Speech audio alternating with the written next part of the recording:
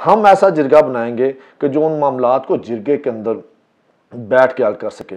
फिर एक चीज़ है कि हम हमारे ऐसे लोगों की एक कमेटी बनाएंगे जिसके अंदर वो माहिर हों। फर्ज करें महकमा माल का साथ मसला है, वो एक अलहदा इशू, उसका एक सिस्टम है, थाने का मसला उसका अलहदा है, ये वापटा और ये चीज़ें जितनी हैं इनके अंदर एक एक ऐसा लोग जो उस चीज़ों को असरार और ज़ुमूर को समझते हों, जो उनकी बारीकियों को समझते हों, जो ब्यूरोक्रेसी की हेरा फेरी को भी अच्छे अंदाज से समझते हों। और उसके बाद हम देखते हैं टैक्स के हमारे मसाइल हैं, टैक्स के भी हमारे पास लोग ऐसे एक्सपर्ट मौजूद हैं जो करोड़ों रुपए के आपस में मामलात करते हैं।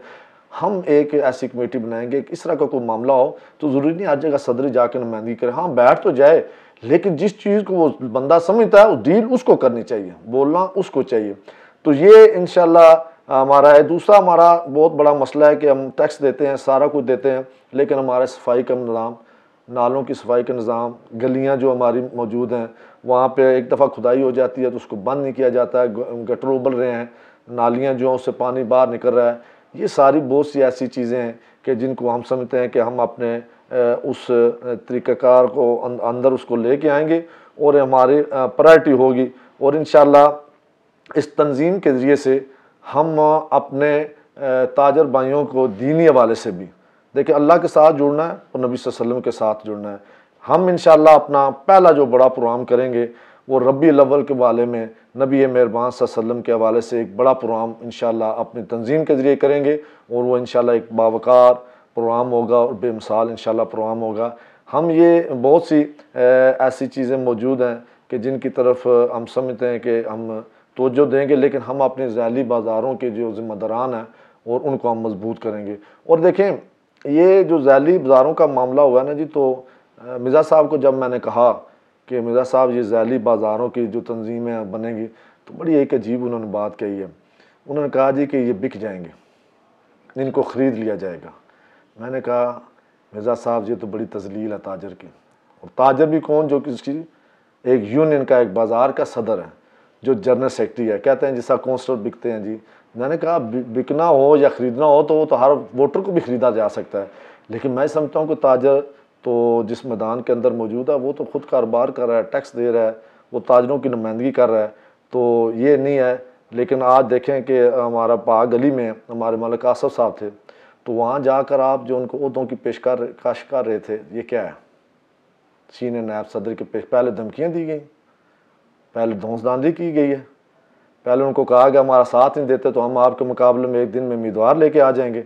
जब ये काम नहीं हुआ तो फिर आप गए हैं वहाँ पे जाके उनको, अगर मैं कहता हूँ ये ओहदा भी तो देना एक पेशकश है, ये भी ख़रीदने की चीज़ है कि हम आपको ओहदा दे देंगे, आप हमारी हिमायत का ऐलान कर देंगे। तो मैं ये समझता हूँ कि हम तो ताजरों को समझते हैं कि बड़ा मुक़द्दस पेशा है, ये नबी सल्लल्लाहु अलैहि वसल्लम ने भी किया है, बावकार पेशा है। जो चादरों की नुमाइंदगी करता है वो बिकने वाला नहीं होता, बल्कि वो अपनी जंग असूलों के मुताबिक लड़ता है, और जो ताजर उन पर एतमाद करते हैं वो इंशाअल्लाह यकीनन उस पर पूरा उतरेंगे। और मैं ये भी कहता चलूँ कि ताजरों बरादरी जो ज़ैली बाज़ार हैं उनमें से अगर किसी और ग्रुप का कोई सदर और जनरल सेक्रेटरी बनेगा तो हम इंशाअल्लाह जीतने के बाद उसको वही मुकाम देंगे और इंशाअल्लाह उसको वही वज़न देंगे और इंशाअल्लाह उसको लेके इंशाअल्लाह साथ। राज साहब, ये जो इलेक्शन होने जा रहे हैं इसमें एक चीज़ बड़ी सामने आई है कि ये पहली दफ़ा इलेक्शन होने जा रहे हैं और वन शटर वन वोट वाला जो एक नारा है या स्लोगन है ये सामने आया है, तो इसके बारे में आप अपनी कुछ राय देंगे, ये क्या चीज़? हर किसी को ये हक मिलता है कि वो अपने मुख्तलिफ हवालों से अपनी अहमियत को साबित करें, लेकिन यही मेरे एक भाई हैं सिटी प्लाजे के, उनसे मैंने ये सवाल किया था तो उन्होंने कहा था कि 7 साल पहले सिटी प्लाजे के हर फर्द की वोट बनी थी और मैं वोट की पर्ची के ज़रिए से पोलिंग हुई है तो मैं सदर बना हूँ। ठीक है जी। उसके बाद हमारा मिर्ज़ा तैमूर वारसी साहब हैं, 4.5 साल पहले उनको कहा गया कि आपस में हम कर लेते हैं, लेकिन उसने कहा नहीं, हम वोट की पर्ची के ज़रिए 300 सवा 300 के लगभग होके उनकी बाकायदा वोटें बनी और वहाँ पे बाकायदा पोलिंग हुई और उसके बाद उनका सदर मुंतखब हुआ। इसी तरह चमड़े के कटड़े में वजाद मलिक साहब हैं, उनका भी बाकायदा वोटों के ज़रिए से ये काम हुआ और बाकी जगहों पे भी ये काम होता आ रहा है। इसलिए मैं ये समझता हूँ कि ये बात बिल्कुल एक प्रोपेगेंडा भी कह सकते हैं, ज़ाहिर वो कर सकते हैं कि ये वन शटर वन वोट वाला जो है मामला हमने वोटों के, लेकिन देखिए हम फिर उसी पे आते हैं, हमारा उस वक्त भी यही मौक़िफ़ था कि ज़ैली बाज़ारों के इलेक्शन होने चाहिए। ज़ैली बाज़ारों में ये 8, 5, 7 जगहों पे हुए हैं, बाकी को भी इंतखाब इसी तरह होना चाहिए। पहले वो आपस में बुलाते थे। देखें, मुझे खुद याद आता है कि ये कोई यूनियन जब बनती है, ये बड़ी मुनज़्ज़म यूनियन है इनकी, मेडिकल स्टोर वालों की, ये छोटे गोश्त और बड़े गोश्त वालों की बड़ी मुनज़्ज़म यूनियन है। ये किराने वाले जो हैं इनकी बड़ी यूनियन मुनज़्ज़म है। ये रिक्शा डीलर वाले जो हैं ये इनकी बड़ी मुनज़्ज़म यूनियन है। इसी तरह आप मोबाइलों वालों की आ गया, अंडरपास वालों की आ गया, ये देखें ये बड़ी मुनज़्ज़म तंजीमें मौजूद हैं। लेकिन आप फिर भी अगर कहते हैं तो आज तक आप जिन जिनको सुदूर बनाते रहे, मैं समझता हूँ कि उनके तो आपने इलेक्शन नहीं कराए हैं, वो भी बैलेट के जरिए मुंतखब होने चाहिए थे। अभी हमारा एक चीज़ तय हो गया कि हमने इस मरकज़ी इलेक्शन के बाद ज़ैली बाज़ारों के इलेक्शन कराने हैं। आपने अभी से अपने अपने सुदूर भी अनाउंस करके मुंतखब उनको नाम देना शुरू कर दिया है। तो मैं समझता हूँ कि ये चीज़ें पहले आती रही हैं। ये वन शटर वाला या एक ताजर की वोट का जो हक है ये पहले से आता रहा है, लेकिन अब मैं इसका क्योंकि ये इस तरफ मान के भी नुकर गए थे, इससे इनकारी हो गए थे, तो मैं समझता हूँ कि अब ठीक है, मैदान भी हाजिर है और हम सब लगे हैं, वो भी लगे हैं। अब ताजरों के पास ये चॉइस है कि वो किसका इंतखाब करते हैं। लेकिन ये गलत बात है कि ये तारीख़ में पहली दफ़ा हो रहा है, ये मैं इसको दुरुस्त नहीं। ऐसा माशाल्लाह इलेक्शन बहुत करीब है, अब चंद ही दिन रह गए, तो इलेक्शन के हवाले से ताजर बरादरी को अगर आप कोई पैगाम देना चाहें तो। देखिए जी, हम गर्मी काफ़ी बढ़ रही है और एक और वाक़या हुआ है, मैंने तो पहले भी मुतनब्बे किया है कि ये काम नहीं करना चाहिए और ये एक तकलीफ़ देह बात है। आप लोग बड़े हो गए हैं, समझदार हो गए हैं, आप किसी को दबा नहीं सकते। उसकी मिसाल आपने बाग गुड्डी फरोश वाली जगह पे देख ली है। आप किसी पर अपना रोब नहीं डाल सकते हैं। हर कोई अपने घर से खाता है, हर कोई अपने मामलात को करता है और हमारी भी ये तारीख़ है कि हम शराफत के साथ रहने वाले हैं, लेकिन ज़्यादती ना खुद किसी से करते और ना किसी को करने की इजाज़त देते हैं। तो मेरा ये पैगाम है कि हम तो रात को भी इकट्ठे बैठे थे, तो ये ताजर बरादरी के अंदर जो एक नफाक डाला जा रहा है, जो एक नफ़रतें डाली जा रही हैं, चाहे वो बरादरी की बुनियादों पर हों, चाहे वो तासब की बुनियाद पे हो, चाहे आप मजहबी नाम के ले आते हैं, मुझ पे जो मामलात इल्ज़ामात लगते हैं, तो ये मैं समझता हूँ कि ताजर बरादरी को आपस में इत्तेहाद के साथ रहना चाहिए। ये इलेक्शन ख़त्म हो जाएंगे और ताजर जब तक एक दूसरे के साथ उसके अच्छे रिश्ते नहीं होंगे, अच्छे मामलात नहीं होंगे, एक दूसरे का तामन उनको नहीं मिलेगा, तो मैं समझता हूँ कि ये जो तजारत है ये बहुत ही मुश्किल मरला होगा।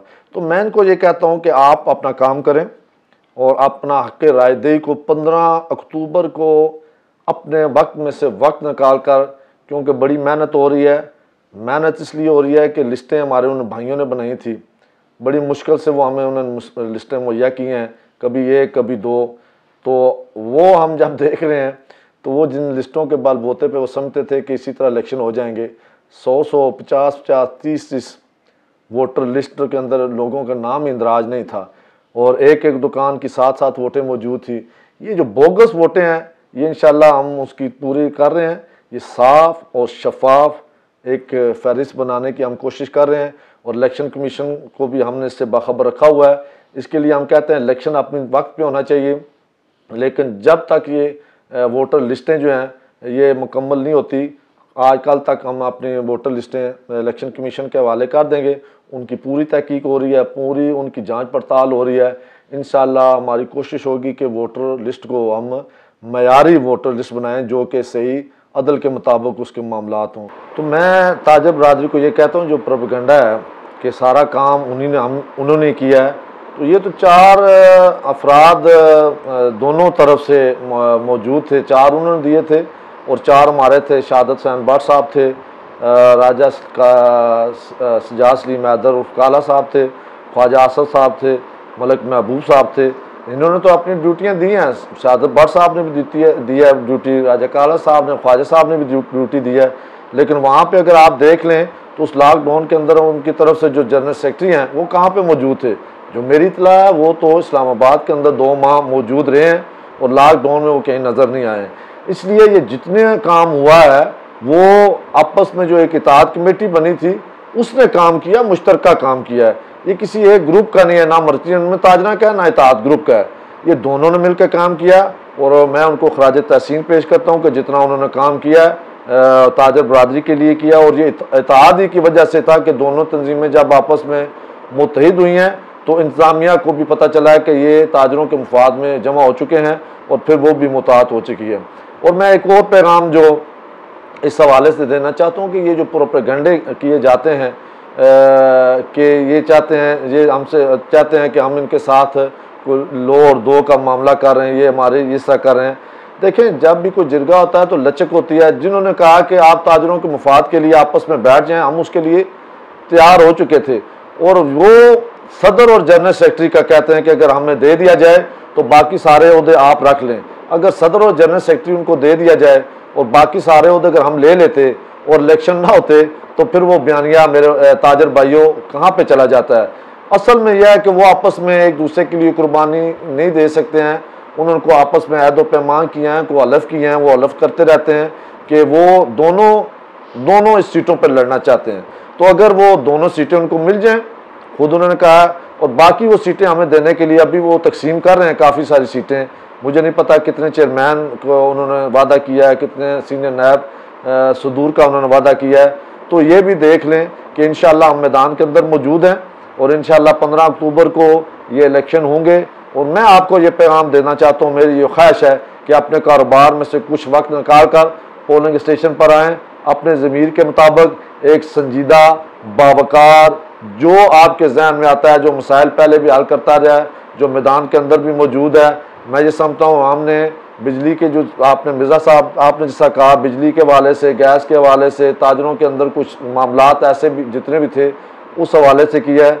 और इंशाअल्लाह ये जो मुझे ज़िली सतह पे हमारी इंतज़ामिया के साथ मामलात हैं, तो ये तो ताजरों के लिए इत्मीनान बख्श होना चाहिए कि मैं किसी ज़िले के DC के पास चला जाता हूँ, RPO के पास चला जाता हूँ, तो वहाँ पे मुझे किसी तारफ़ की ज़रूरत नहीं हो, वो बात मुझे अहमियत भी देंगे और मेरा वज़न भी महसूस करेंगे। और ताजरों के लिए तो ज़रूरत है इस बात की है कि उनका नुमाइंदा जाना पहचाना होना चाहिए, हर जगह पे उसका तारफ़ होना चाहिए, और लोग जो ज़िम्मेदारान हैं, जो ब्यूरोक्रेसी है, जो इंतज़ामिया है, उसकी बात को वज़न भी दें और तारफ़ उसका अंदर मौजूद हो। लेकिन मैं आपसे गुजारिश करूँगा कि फूल को याद रखें, गुलाब का फूल है, इसकी खुशबू इंशाअल्लाह आप तक पहुँचेगी। और ये वादा हम करते हैं कि हमने जो मंशूर के अंदर बातें की हैं इंशाअल्लाह उस पर कारबंद रहेंगे। किसी को धौंस धांधली के इस रोब में नहीं आना चाहिए। हम इंशाअल्लाह वहाँ पे मौजूद हैं और इंशाअल्लाह फेयर इलेक्शन कराएंगे, और फेयर इलेक्शन के बाद यकीनन आपका इंतखाब फूल होगा, राजा जवाद होगा। आपका बहुत बहुत शुक्रिया। जी नाजरीन, आज हमारे मेहमान थे मरकज़ी अंजुमन ताजरान गुजर खान के उम्मीदवार बराए सदर राजा जवाद साहब। हम इनके मशकूर हैं कि इन्होंने चश्मे पुठार TV को अपना टाइम दिया। आइंदा इंशाअल्लाह नई शख्सियत के साथ आपका मेज़बान मुबीन मिर्ज़ा फिर हाज़िर होगा। तब तक के लिए अल्लाह हाफ़िज़।